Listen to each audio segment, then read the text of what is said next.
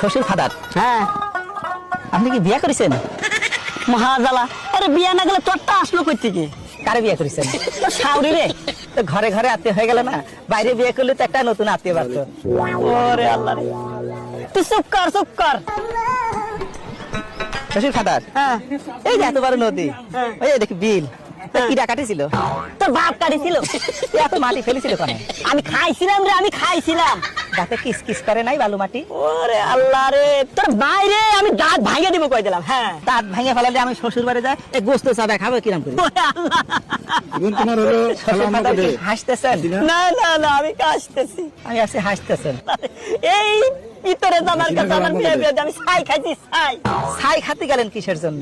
আমার কলি তো 2 বস্তা চাল পাঠা দিতাম। তোর মাইরেই খাওয়াবো কই দিলাম। হ্যাঁ খালি আমারই দোষ না, আপনার মেয়ের যে খালি আমার কাছে টাকা চাই। কয় টাকা চাই? কয় টাকা চাই? আজ 1000, কাল 2000, পরশু 10000 টাকা চাতে চাতে আমার ফকির বানা ফেলা দিল। ওরে আমার মেয়ে এত টাকা দিয়ে করে কি? আমি কেমনে কব? আমি কি কোনোদিন টাকা দিছি নাকি? শালাই তোরে জামাইরে যে কি করি আমি। হ্যাঁ?